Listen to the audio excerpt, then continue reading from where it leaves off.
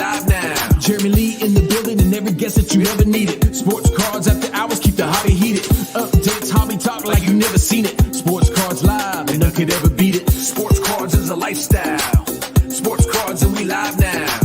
Welcome to another episode of Sports Cards Live with your host, Jeremy Lee. What's going on, everybody? Welcome to an episode of Hobby Hangout on the Sports Cards Live YouTube channel. It's Friday night, March the 10th, 2023. I'm here with Leighton Sheldon. We're going to kick it back and hear about what's been going on at the Philly Card Show. Leighton, what's going on tonight? How are you, buddy? Well, I'll tell you, I feel it's been a productive day. I got up really early, and it's, Eastern time zone for me.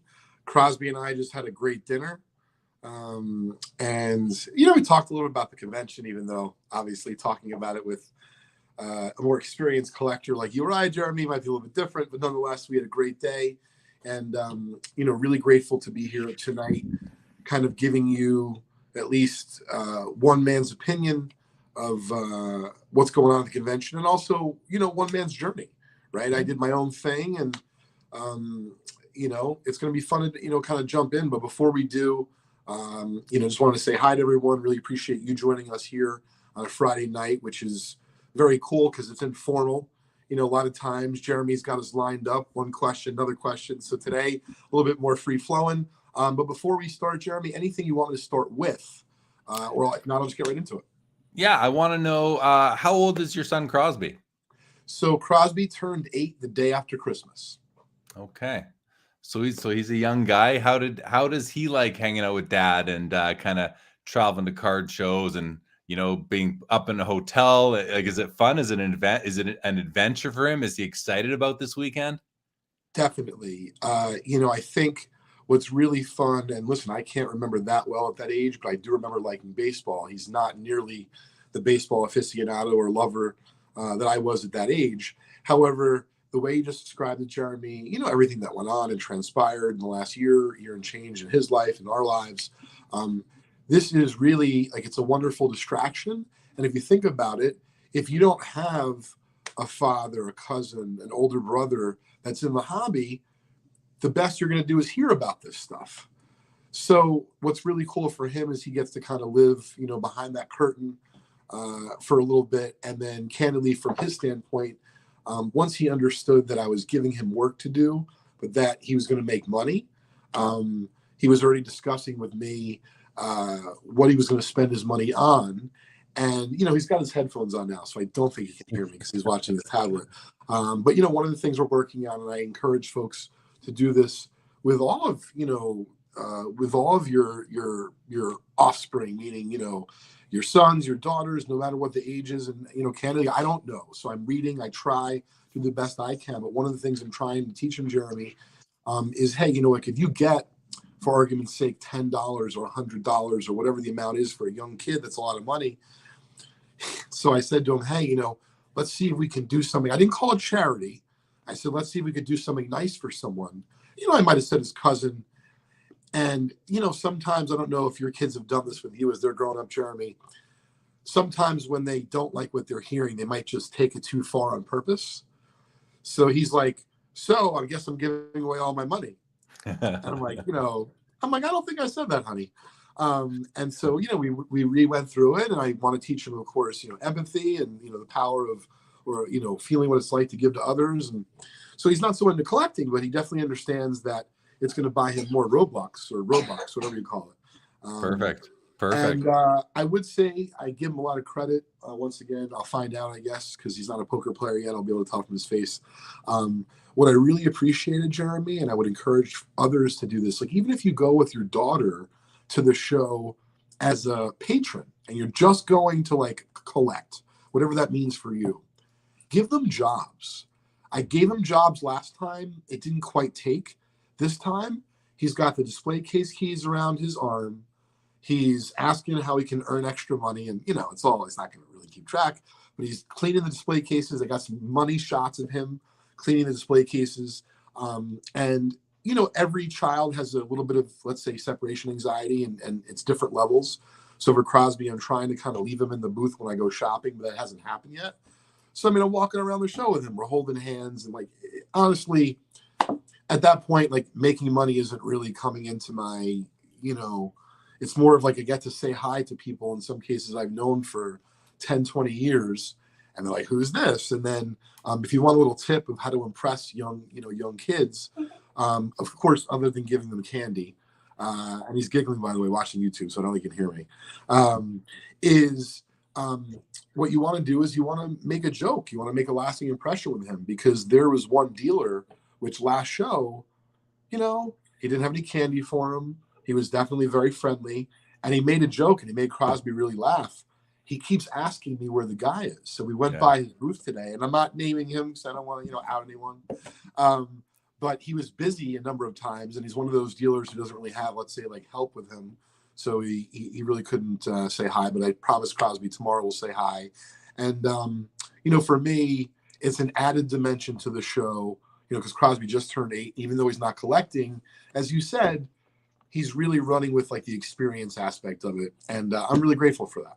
Yeah, that's really cool. My kids are still too young to really even help me at a card show, but I'll be at the Edmonton Expo in May, which is a couple weeks after the Toronto Expo, and my buddy's going to come and bring his boy who's helped me out before. And it's just like you said, you give them little jobs and give them responsibility, and they appreciate it. And then you give them something at the end of the show for their efforts. And I think it's just a great way to engage young people, especially, those that we may or may not be related to, or kids of our friends. And it's nice to have the youth around. So let's do a couple comments here. We got some people who have joined us, and but just to get this one out of the way, Cards in the Valley. Yes, this is about the setup there. Was it open? Was it actually open to the public today? It was. It opened mid-afternoon, I believe. Okay, so Leighton was there. Is the card show good? We'll get to that. Jake, what's going on? Good to see you. Brenton Friesen says, can I have a rap song made about me? I don't see why not, Brenton. Do something interesting with your life, and maybe you can. You got to find the right person to do it. That's it as well. Rory, what's going on? Look at that. Cousins Collectibles. Oz and Tony says, what's up, guys? See you at the Philly show tomorrow. Leighton. That's looking forward to it, guys. Yeah. You'll see them tomorrow. You guys know each other from Sports Cards Live. Collector's Dream. What's going on? Hello to you. So listen, first, I wanted to clarify for my own even understanding. How long do you have to hang out for right now? I think we mentioned it was going to be short, but what are you thinking? It's about 30 minutes-ish, okay?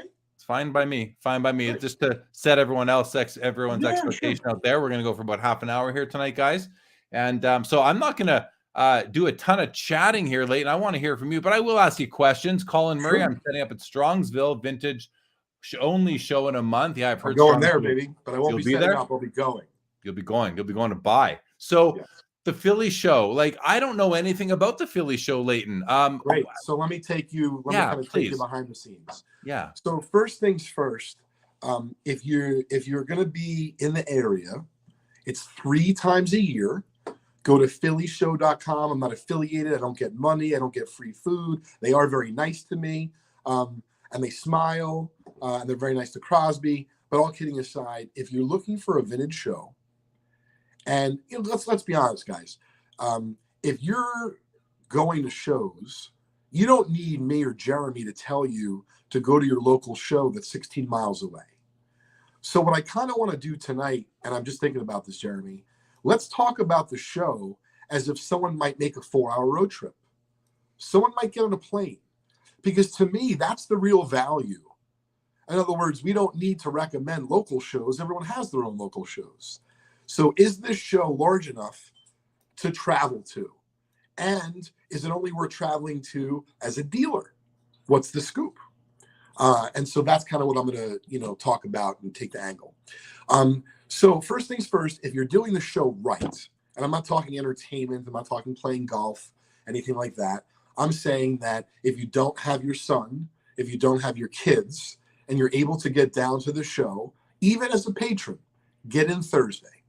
Because especially as you get into this inner circle, and by the inner circle, there's no, you don't have to know a code word.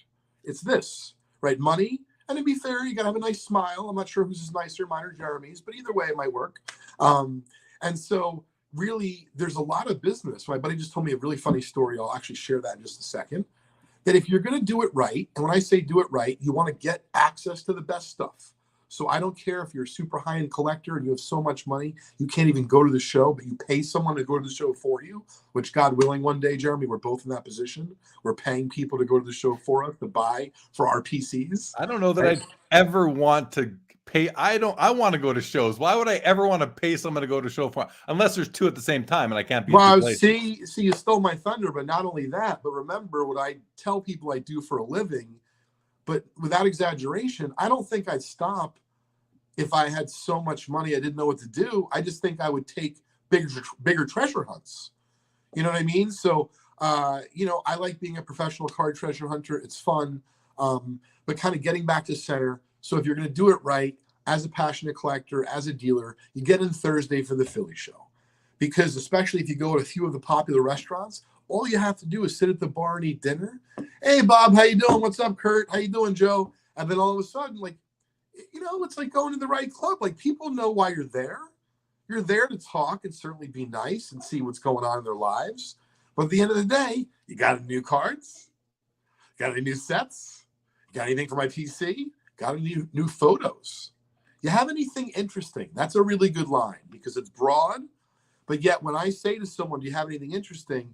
It's like for them to answer it, they can either answer it in a way that could be misleading to me, but they're not going to get another chance. So they might say, Leighton, stop by first tomorrow morning. Great, I'll do that. And they show me a bag of donuts, which, by the way, apple cider is my favorite hot, in case you're interested and you're at a show. But all kidding aside, I don't want to go by your booth for donuts. I want to go by for something interesting. Something interesting might be a fresh, really high-grade find of 60s cards, 500-plus tobacco card find. I mean, those are things that are interesting that aren't, going to come across every day. That being said, if you just have sets, I'll check those out.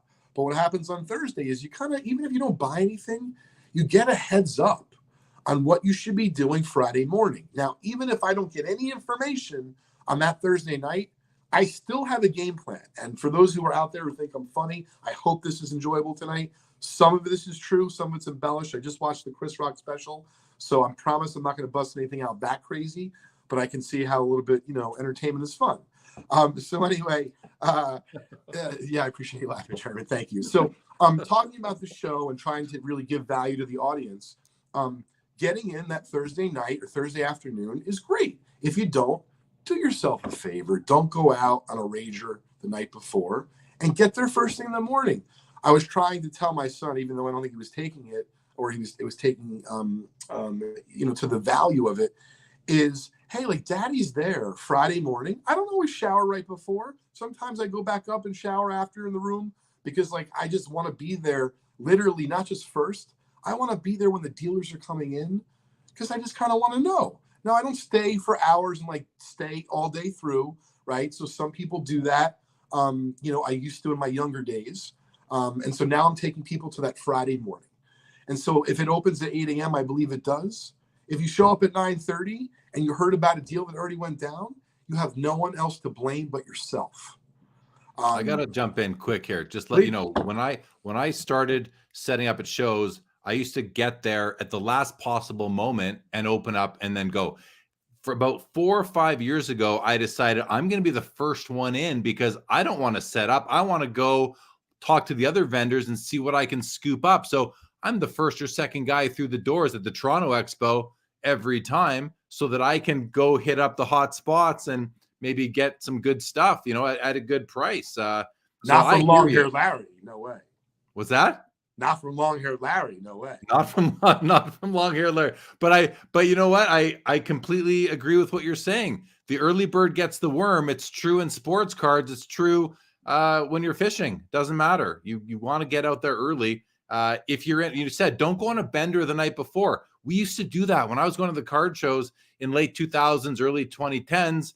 I'd be out late at night till 3 a.m. and I'd, struggle to get to the show for 10. Now I don't do that anymore. Maybe it's my older age. I don't know. I want to be there first thing And as I know, I'll walk the aisles when there's only 2 or 3 vendors per aisle set up, and I'll walk them again and see as people are setting up. Then you look in their showcases, and you're going to have the best selection that way. So I'm with you on that. I'm with you on that. Very quickly, Card says, can't wait for the Philly show going tomorrow. Hunting Tatum and Brown. Colin knows what we're talking about. Cutthroat, Larry. There you go. All right. Sorry. Back to you, Leighton. Sure. Just a little shout out to Vintage Breaks. I know it's commercial here, but we actually polled. I'm so excited. Tonight, live on our stream, we opened up a 2017 Prism Fast Break basketball box, and we got an autographed Jason Tatum rookie. I think it was numbered during our stream tonight. So that was really cool, and I'm a Celtics fan. Well, congrats to the person who had that spot. Yeah, hopefully I'll be able to buy the card. We'll see. So anyway, Jeremy, it looks like we're going to be sharing cups of coffee in Toronto because I'll be going to the spring show, and I'll be getting in that Thursday. I don't know if I'm going to have to beg Mark Chuteau from Classic or figure out a way that, explain to, long hair that he still owes me a favor from 11 years ago. And he does, but I just don't know if I'm going to collect it. But I agree with you. Getting into that Toronto show, first of all, just sometimes the Philly show in the winter, when those doors are open that first day, if you're moving in with the dealers, even if you're not setting up, but you're walking around and there's only a few dealers per aisle, man, it could be discouraging. What time are you gonna get into Toronto on the Thursday? Do you know what time you land or drive in? I'm not gonna drive. I'm gonna fly.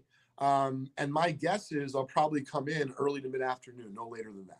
Because and this is for you and everybody watching, Colin, anyone who's going to be in the Toronto area is coming to the Toronto Expo. It's April 20th to 23rd. Thursday's the 20th. Just today, I secured the traditional reservation I make at the Jack Astor's. It's right close to the show, close to the airport for the Thursday night. It's a dinner. It's a get together. It's a mix and mingle event. So I'll be hosting it. I'm not paying for everybody, but I've got the reservation made. I talked to them today. We got that whole side patio again.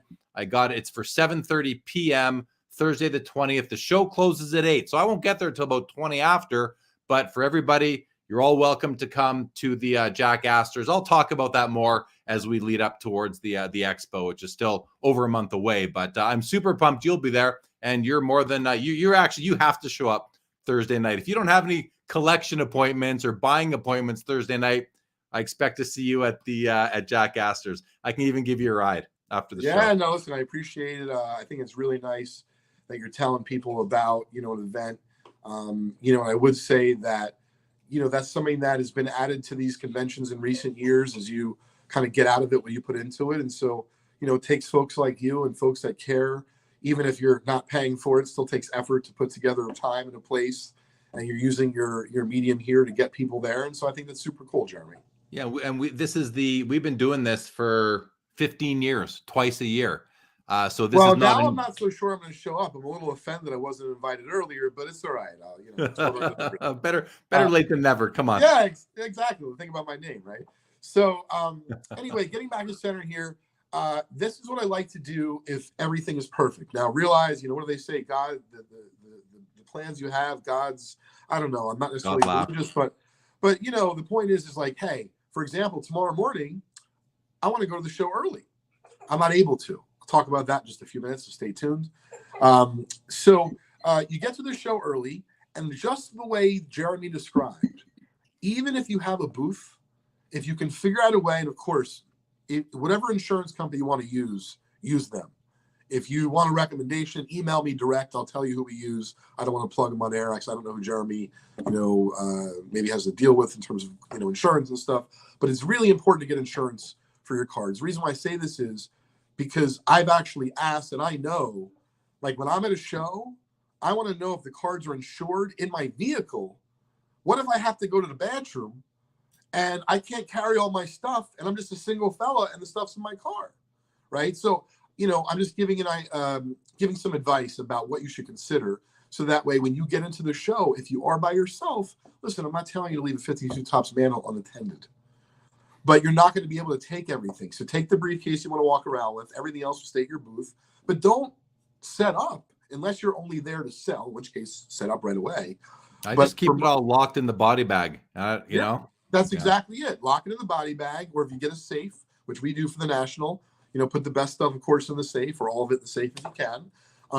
But then hit the road, walk around. And what I like, and I feel like you're probably similar, Jeremy, because you're buying and selling for hopefully profit, but you're also buying and selling for your PC. There was a number of items I saw today that I didn't buy.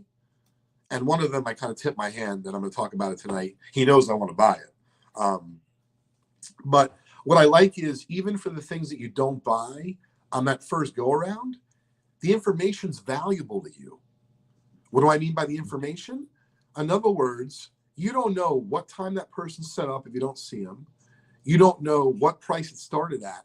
But what I like is, when I'm first there, the way that Jeremy's describing he's there, if you have a card that I'm looking at 36 hours later, in other words, a day and a half into the show, a lot of people like this line.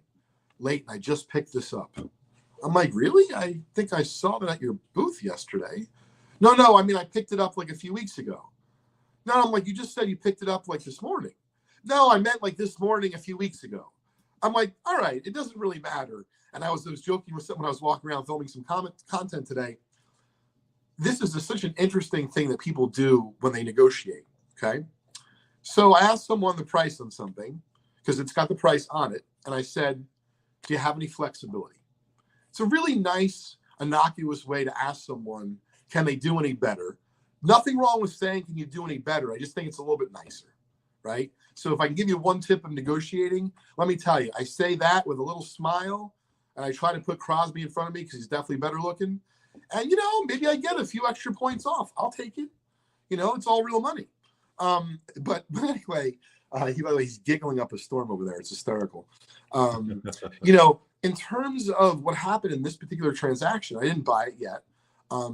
So they say to me, they have flexibility to such and such price, but the next thing out of their mouth is, swear to God, they paid $100 less. So I'll just use the numbers because it doesn't really matter. So the item's tagged at $3,000. It's not a card. So that's what makes it worse for me. Like when I say it's not a card, it's unlikely I'm going to sell this thing. So it's thousands of dollars. I got a son. He's like, he's growing. I'm divorced. I shouldn't be buying this, Jeremy, But I know good value. I know good stuff. So it's $3,000. And I say to him, do you have any flexibility? And he goes, Leighton, I could do $2,600 for you. Before I could even literally like bat an eye, blink, he's telling me the tale of how, so he tells me $2,600, but he's telling me he paid $2,500, not $2,550, not $2,450, not $2,000. And I don't really know what he paid. And when I was trying to tell the person I was with afterwards, when we weren't filming any content, this is just one person's opinion. I'm curious what you think, Jeremy. Not only do I not care, I truly mean this. You're literally slowing me down. So in other words, if I'm trying to do 100, I appreciate you laughing because I knew you would. Yeah. But it's supposed to be half funny, but half serious. Yeah. If I'm going to do this 100 times a day, do you think I really want to hear from 99 different people what they paid? And by the way, if you don't have any flexibility, that's okay too. But what I don't really like is the story. And by the way, what I tell people is, this is a shameless plug. If you want a story, go to my blog, blog.justcollect.com. I write about a ton of the collections I buy. I put up videos, and I really don't do it for me. I do it, and it didn't start off like this. I'd be lying if I said otherwise, but it is the truth now. It's definitely good for business, good for advertising, gets me a ton of traffic every month, but that's not the main reason I do it now. What I've realized is I'm literally creating a virtual card journal of all of my experiences for my son. And I don't want to get sentimental, but I don't like talking about death. Who does? But we don't know when we're going to leave the earth. So enjoy it while you're here. And if you can make some memories and that might have an impact on a future generation, it's even better. So please save the stories for your blog, for your books, for your whatever you think is entertaining, but it's not that entertaining to tell people what you pay for every hour. However, the longer you tell me a story, the less I'm gonna want to pay you, because you are taking me away from the next booth and the next booth and the next booth. So 25. Okay, listen, you want to buy another 5 minutes of my time so you can tell me your story. You're gonna have to take $100 off because I gotta go. But Leighton, I will say, listen, I'll come back when I have more time. I gotta go. Can we get this deal done? So the thing is, I'm so looking forward to hang out with you in Toronto with the Mint. It sounds like, and listen, I think I'm decent at what I do. I might have a thing or two to learn from you about this whole negotiation thing, about how to act, because I almost feel like tonight it's card confessional. I'm literally, this is like, I have a couple of notes, but nothing about this. It's just so I didn't forget a couple of things. Because I think it's kind of fun. Like, I truly want to hear from your community. I'd love to hear Leighton effing nuts. This is crazy. You should want to hear. But like Jeremy heard me loud and clear. I actually, this is definitely going to sound really crazy and corny, but it's the truth, especially after every national. But I can even feel it now. I have a limited window at the show. Now, the show's not open now, so I don't feel like I'm missing nothing because the hours are closed. But when the national ends every year, as much as I'm happy to get back to my son, get back to my family, and get back home, I always feel like, it could have been a couple extra days. I never have enough time to see everyone, to do what I want, to buy as much as I want, to look as much as I want. And so the same thing will happen here. So now I am being serious, but I'm trying not to laugh.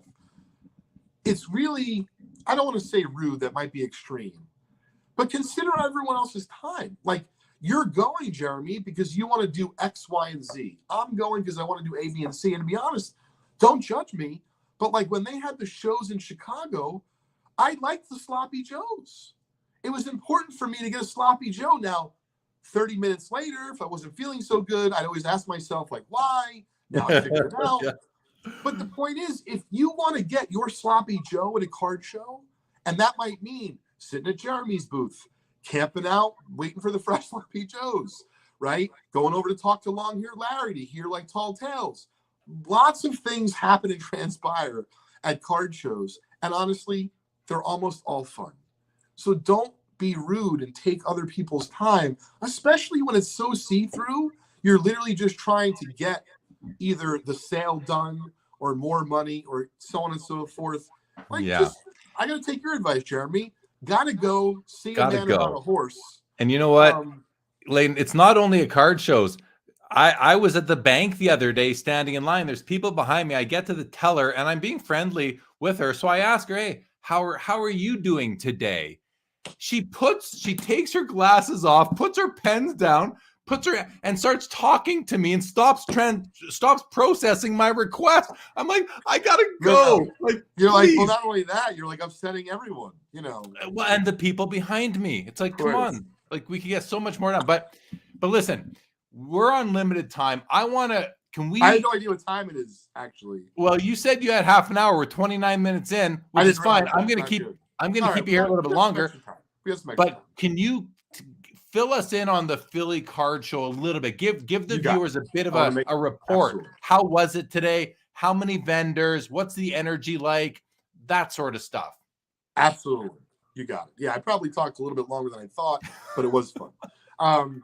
So hopefully everyone enjoyed the tales from the show. So in terms of the show itself, the energy, I think, is great. The traffic is typical of a Friday show. So I would say that during the height of like the mania of the last 18 to 24 months, I have seen it busier on Fridays. However, we started taking notes. We have our own notes about shows we go to in terms of how busy they are, if they're worth it, how much we spend, all that kind of stuff. We noted that the last December show started exactly like this. Friday was like, okay. And then Saturday was gangbusters. And when I say gangbusters, I don't necessarily mean sales, just the briskness of the people who are in there. The energy was definitely turned up. And so today was similar to the last Friday that happened in December. However, I saw real deals going down, which I'm going to talk about in a minute. I saw an $11,000 cash deal, which, I don't like sticking my nose, not in my business. But I was literally looking at the guy's table and, the dealer knew me and, I'm not going to, screw up his deal. I would say that wax is always very liquid at a show like this and transacted highly on a Friday, and I'll tell you why. When you go to the National, like no matter what happens, Blowout ain't running out of inventory, right? Steel City's not running out of inventory. But guess what? There is no Steel City. There is no Blowout. So if you're going in there to buy wax, and I can tell you for vintage breaks, I bought the only 2022 NT baseball case that I saw in the room. I bought the only 2022 Immaculate baseball case I saw in the room. There wasn't a single box of the new Topps Gilded Baseball. They're high-end products. We have great baseball clientele. So my point is, and I'm going to talk about vintage in a minute, when you go to a show, even if it's decent size, like Philly, it is great show, hundreds of dealers. And there's no empty booths, gang. So you're not going to go there and be upset. You see Beanie Babies or a guy selling lollipops. It's all filled. Now, there might be lots of shiny stuff and you don't like that. We'll talk about that in a minute. So like I said, very, very good energy. Not quite as busy as we all hope, but I believe it's going to be busier tomorrow. Wax, definitely, I wouldn't say it was scarce, but the good stuff, like you don't wait because people are coming tomorrow, like they're not going to be able to buy. So the more regular, like 2023 Topps Baseball, Jumbo, and Hobby, all over the place, not to worry. Okay. So getting to vintage cards, really interesting. I'm going to give you my firsthand take from my booth. And I'd love to be, listen, I could tell you all tall tales, but that's not what I'm here to do. I'm going to tell you what actually happened. So in my booth, we have a gigantic buying sign. Now, I'm not there most of the day, but I do go there to shake some hands and kiss some babies and have some fun. And I was there a little bit. The best card that I know of that we got offered at our booth, other than someone telling you that they have a collection and not seeing the card, right? Because I don't count that. Was a 1955 Topps Koufax rookie and a BVG 5. And I say that as much as I love Koufax, I was highly disappointed. And I could show you the text with my staff. I said, wow, it's a really competitive room. Because I was at a bunch of my, call them coworkers, buddies, acquaintances, booths, and we have a great location. There was constant activity. So I don't think we were doing a bad job. I think that when it comes to buying at your booth, it's challenging. It's challenging because when you think about it, there's a lot of competition. So when I try to buy at a convention, even though, of course, it's great to buy behind the table because you got an advantage, you're a dealer, the whole thing, I'm able to buy on the floor. So I bought a bunch of wax today. And to be very clear, and I don't want to get into, I bought this, I bought that, spent well over $10,000 on wax for vintage breaks. And for cards, we didn't buy a single card behind the table. No, wow. Not today. Tomorrow I expect to, but not today. And so the cards that I was able to buy today, I bought on the floor. And I thought was really interesting. Plenty of vintage in that $100 to $1,000 range. And then really great vintage dealer set up right across from me. Jackie Leaf rookie, great assortment of mantles. And what's really fun is if you're a vintage nerd like myself, even if you don't buy anything, it's just really great to see fantastic inventory like that. So I would say, just like any other show, including the National, that the best vintage was priced as the best vintage. So I didn't see any particular deals to be had. To be very clear, the deals I was able to make today, and some of that content will be coming out soon. We had some fun filming it today. Jeremy, I had a great time. It was really fun, as well as it was actually, like I say, reasonable money doing it. Hey, I'm interested in the 67 Clemente and a 5. I'm interested in the 68 Aaron and a 6. I'm thinking about things I bought today. And nothing was above $500, $800. But I looked up the first few to make sure that the prices seemed to be reasonable. I pulled out what I was interested in. I said, please let me know if you have any flexibility in this group. Yeah. And was able to buy a bunch like that. Well, that's good. And I think, listen, you're there, you are a reseller, you do this for a living. So you're looking you're looking for margin.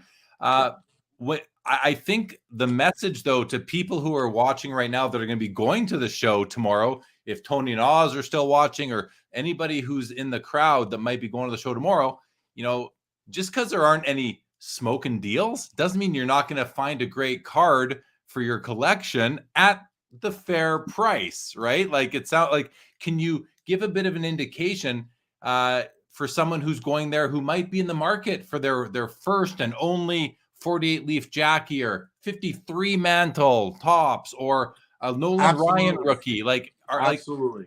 Let me lots tell of you opportunities to add sweet pieces to your collection. Oh my goodness. Not only are there amazing opportunities, okay? Enjoy the process. It's actually a lot of fun. If you allow yourself to say, and I don't do this enough, but like when Crosby and I, we bought him one of those Funkos. We bought him one.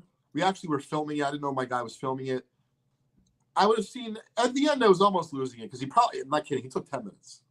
He was like, playing eeny, meeny, miny, mo. Which one should I get? It was highly enjoyable because I'm like, it doesn't matter if it's a Nolan Ryan rookie or if it's this Funko. It really is about the process. So my point is, you're now asking me about like a 48 leaf Jackie or Ryan rookie. I saw a dealer that he must have had 5 Ryan rookies graded.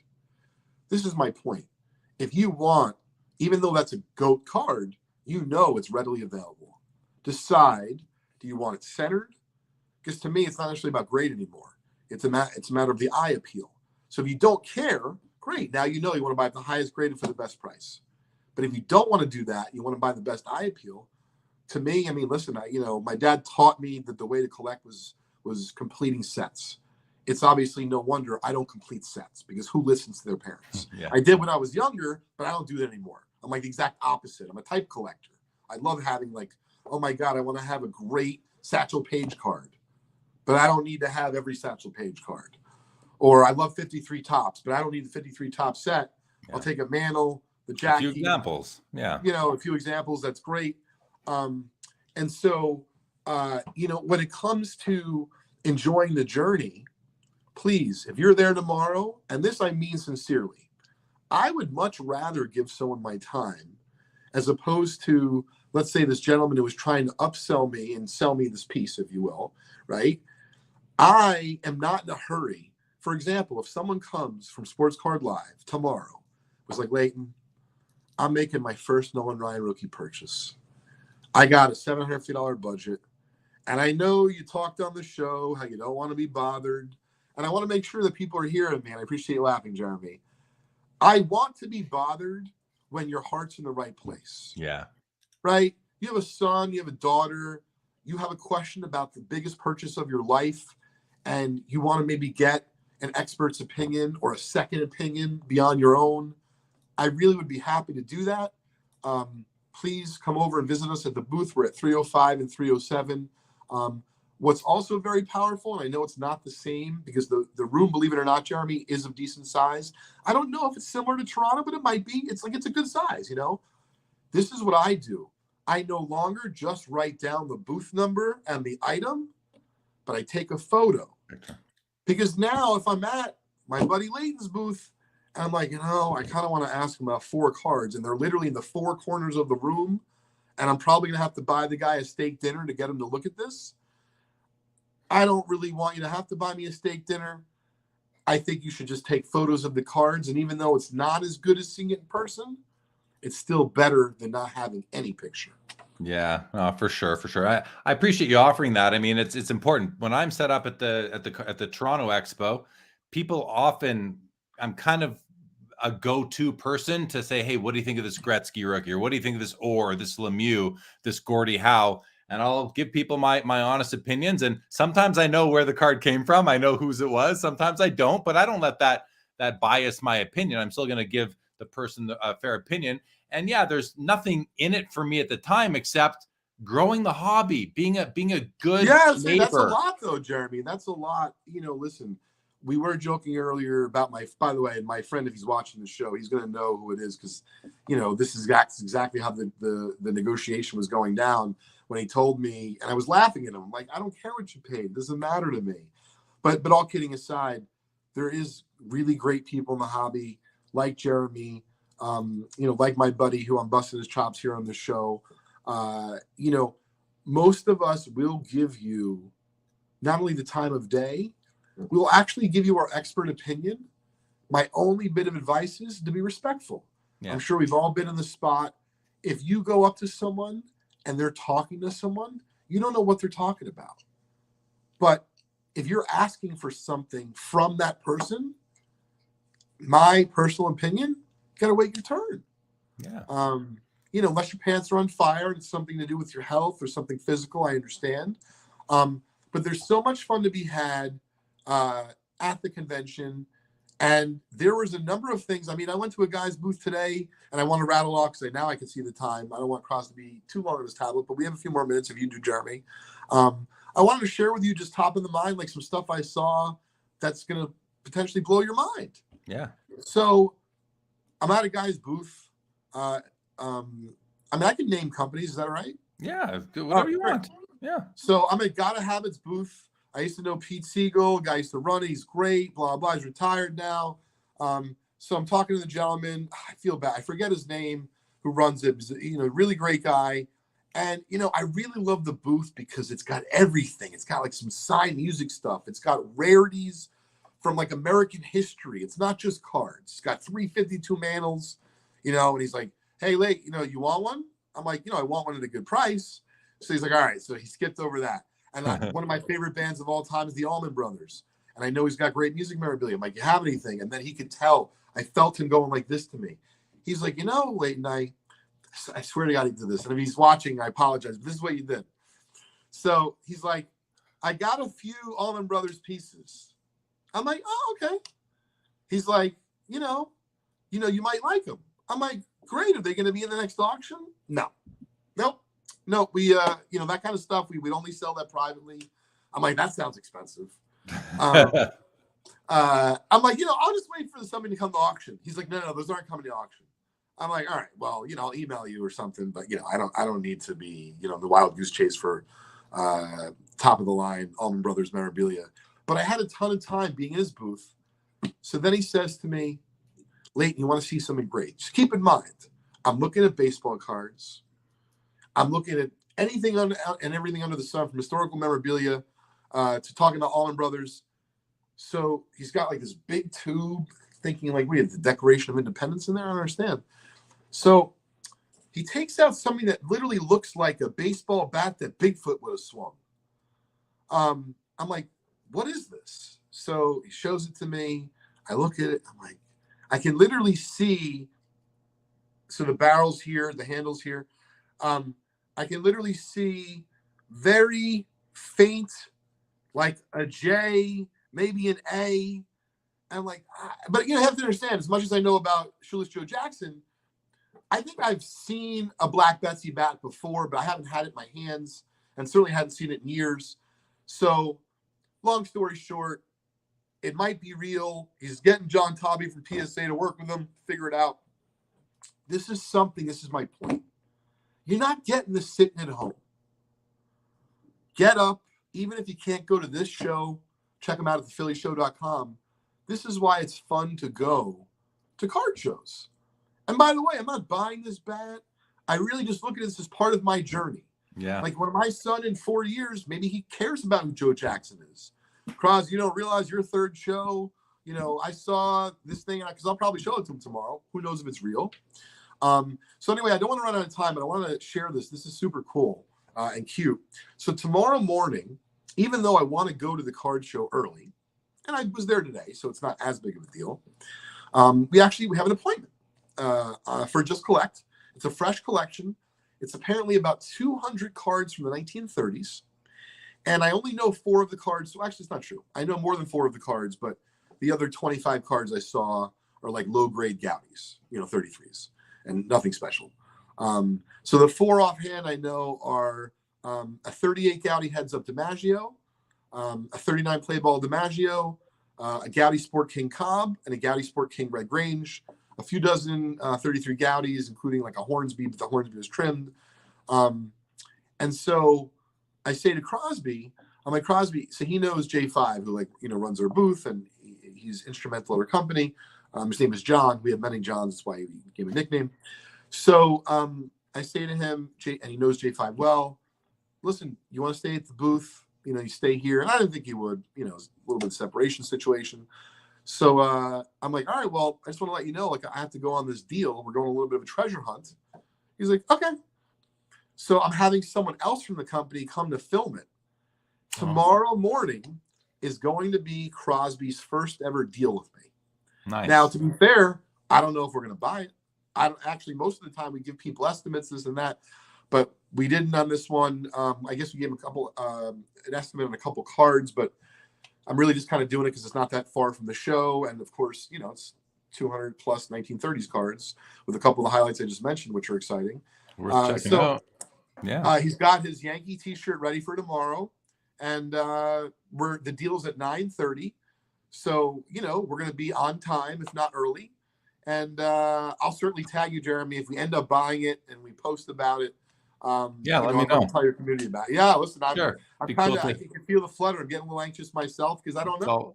It's always fun. It's always an exciting time when you're the moments leading up to looking at a collection that you may have an opportunity to purchase. I know those feelings. There's nothing quite like it. I love it. Let's do a couple comments here. Going back to, people kind of taking your time. Matt Stern says, I work for a call center and they advise never to ask an open-ended question. That's really good advice to take into a card show when you are on a mission. If you're just there, you're not in a rush and you don't have any major targets you're looking for. You just want to go talk to people, ask all the open-ended questions you want. But if you don't want to get stuck at someone's table for too long, keep it a little bit simpler. Great advice, Matt. Chris C has a question here, Leighton. Says, apparently I have to go all the way to the Burbank show this fall to try and find the 68 Nolan Ryan Venezuelan card. What are Leighton's thoughts on that card? He goes on to say he's looking to flip it, looking to keep, not flip it, but has to trade for it. Okay, so that's besides the point. What is your opinion on the Nolan Ryan Venezuelan, the 68 Venezuelan Nolan Ryan card, Leighton? What do you know about that piece? First of all, great card. I don't care what grade you get it. If you can get one, get it. In fact, and I feel bad for you because you may have just created a competitor, but I'll tell you what I'll do. I won't acquire one until we find one for you. I was actually looking at a very expensive high-grade O-Pee-Chee Nolan Ryan rookie, because I believe that even though I don't think Nolan Ryan is one of the best pitchers of all time, I think he's a great pitcher. I don't think he's necessarily a GOAT, but he's so well known across so many generations. And I was always thinking, listen, the Topps rookie's great, but think about this. How many rookie cards of that era of his status also have a variation such as Milton Bradley, O-Pee-Chee, and Venezuelan? So my first piece of advice, and I think this is Chris. Yeah. Chris, if you can't either find the Venezuelan or afford it, next order, I would go after the O-Pee-Chee because I love that card. O-Pee-Chee's got a long story history, not just in baseball, of course, but in hockey cards. And the Milton Bradley to me I'm not that into it personally. I see why if you're a collector, especially if you're a Nolan Ryan person, why you might want that as part of the quartet of rookies. But I agree. Go after the Venezuelan. In terms of finding it, your best bet is two things. Oh, I thought he's singing. This is adorable. Your best bet is two things. One, of course, go to the major conventions. But let me tell you, you know what works really well? Word of mouth. So as soon as I start opening up my mouth at a show that I'm making it up, I need to buy vintage Hall of Famers from the 50s and 5s and 6s. I don't really need that, but I was making it up just for the sake of argument. Let me tell you, by the time I get to the end of half the rows to the show, I'll have someone like this. Oh, hey, how you doing, Bill? Bill doesn't make small talk. Hey, Bill, hey, it's Bill. Leighton, I heard you're looking for these. Do you need them? Yeah, because they want to fill your order. Yeah. So what I'm trying to say to Chris is, don't be shy. You're talking about a difficult card, especially if you want to trade for it. You might probably have to befriend a dealer. Chris, like I said, you have my word. I mean, I don't have your contact info, so if you want, email me, Leighton at Just Collect, or I'll tell Jeremy we'll go back to the show and find it. I was very close to buying this Nolan Ryan rookie. I did not. I do think the Venezuelan is great. I am curious to look afterwards if there's any on eBay. I'm sure you've already looked, but let me know if you have seen any recently, and I'll keep tabs out there for you. I think the important thing that Chris may, and Chris can correct me if I'm wrong, but I think I think the validation you just gave Chris was that it's a great card and you love it and you're a vintage expert. So, you love it more than the OPG. It's right. Like when you first read the card, or I told you the card, your eyes lit up, Leighton. Like you're really excited about that card. So I'm sure that makes Chris want it maybe even a little bit more. Not that he needs you to tell him what to like, but it's always nice when you know that what you like is corroborated by some others. He does say none on eBay that I've seen recently, but okay. Hawaiian 5-0s here. Happy Friday to you, Krista. Yeah, if you don't have big shows close to you, it is. I mean, I don't really either. The closest big show I have is once a year up in Edmonton. That's a 3-hour car ride for me. I love that. That to me is close. It's better than me having to fly 2,000 miles to Toronto, 2,000 miles to Chicago. Going to the Burbank show, that the Mint Collective coming up. Those are puddle jumpers. Those 2-hour plane rides, no big deal.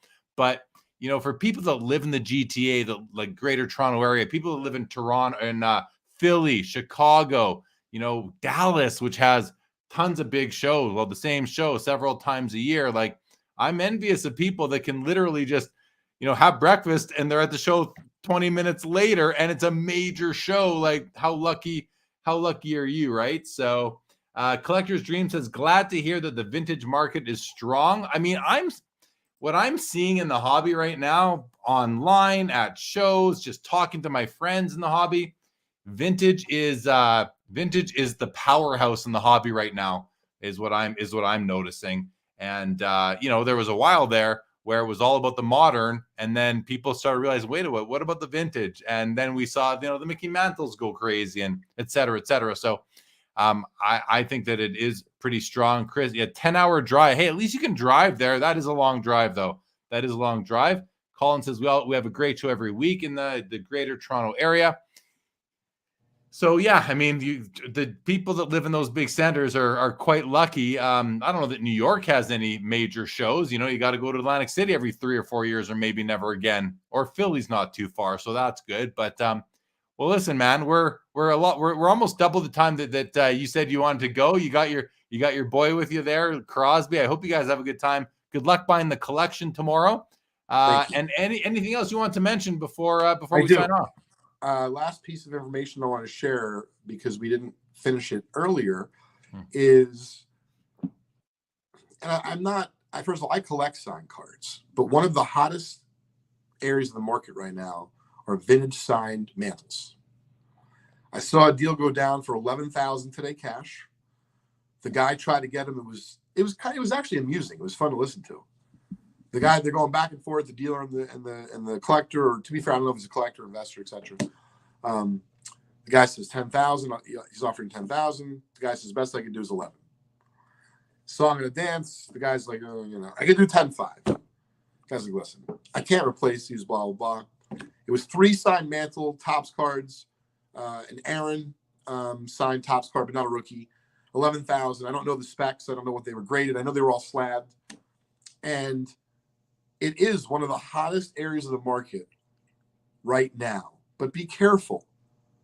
Just because it is right now doesn't mean it will be for the future. Yeah. And I personally do collect them.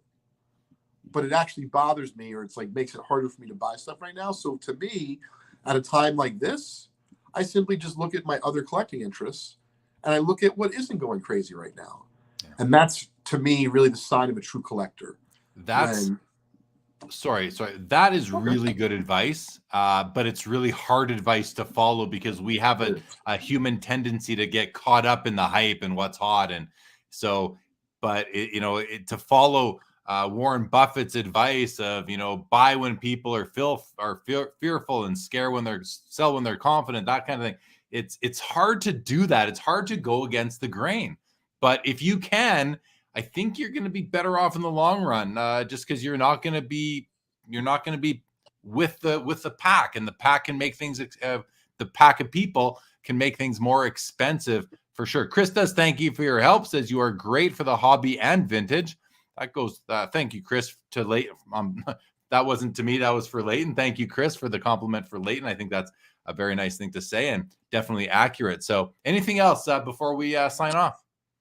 No, like I said, if you are going to be at the convention tomorrow, it's okay. If you want to stop me, please come over to the booth, say hi. My son will be easy to spot next to me. He's a lot shorter.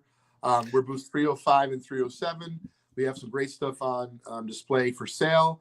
I am encouraging people, if you see somebody at my booth and you don't quite have the money, let's talk trade. I'd love to do a trade and bring it back to Sports Card Live and talk about it on here. Perfect. All right, Leighton. Well, awesome, man. Thanks for coming on. And when I said on that we're going to get a report from the Philly show, we got a real report. Like, we got more than just a report on the show. We got a full lesson on how to do a card show from someone who knows how to do it great. Mike says, great information tonight. Thank you, guys. Thank you, Mike. Appreciate you being here. So Leighton, thanks for stopping by. Appreciate you. Appreciate your support. Thank you to the chat, everybody, for joining us on an somewhat of an impromptu Friday night. No Sports Cards Live tomorrow, as I have other obligations for the evening. So I will be back on Sunday. Collectable Live will be at 7 p.m. Eastern with Lauren Powers, who is one of the people that runs the Mint Collective. She works for IMG. So and she's a collector. She recently got into collecting, and she's a ball of laughs, a ton of fun. You'll enjoy Lauren. Sunday, 7 o'clock Eastern, and then 9:30 Eastern, the PWCC hockey auction will be covering that, as we've been doing every Sunday. So with that, everybody, have a great rest of your Friday night. Have a great day on Saturday. If you're going to the Philly show, stop and say hi to Leighton. Sell him cards, buy cards from him, or just stop by, get his advice. He's always happy to help. And with that, thank you, Collector's Dream. With that, everybody, this episode is over.